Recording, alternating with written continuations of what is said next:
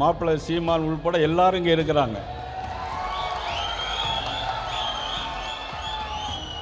ஒரு 2 மாசத்துக்கு முன்னால் அந்த மேடை இதே மாதிரி இருந்த நிலைமை என்ன இருக்கும் தமிழ்நாடு?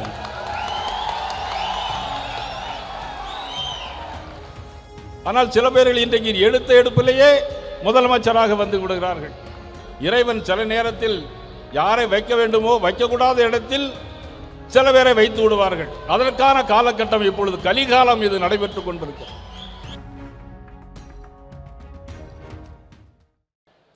இந்த மேடை எவ்வளவு அழகா இருக்கு பாத்தீங்களா?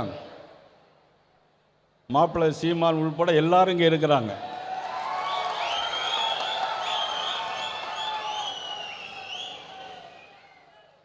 ஒரு 2 மாசத்துக்கு முன்னால் அந்த மேடை இதே மாதிரி இருந்த நிலைமை என்ன இருக்கும் தமிழ்நாடு?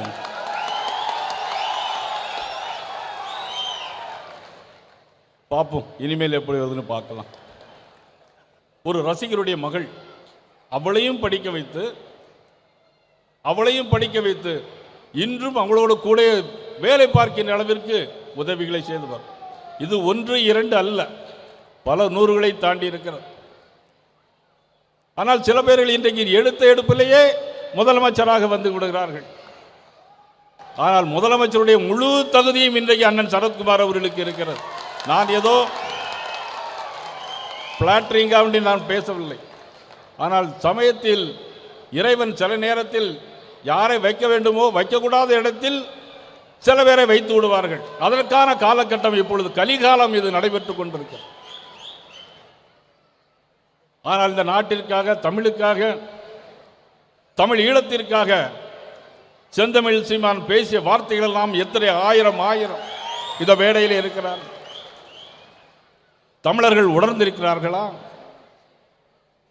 இந்த தமிழினத்திற்காக, தமிழ் தேசியத்திற்காக, இந்திய தேசியத்திற்காக பாரத பிரதமர் எத்தனையோ காரியங்களை செய்து கொண்டிருக்கிறார்கள்.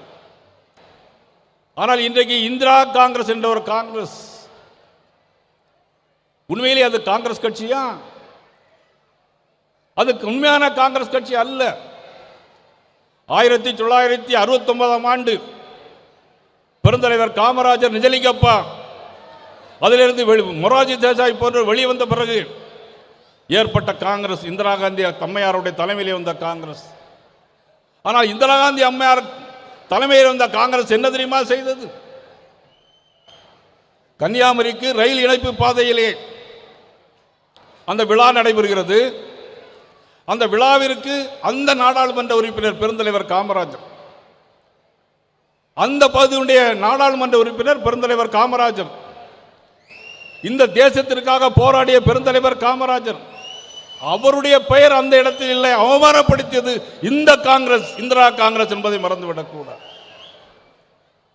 இன்றைக்கும் அதே காங்கிரஸ் இன்றைக்கு காங்கிரோச் பின்னாலே ஒளிந்திருக்கிறது.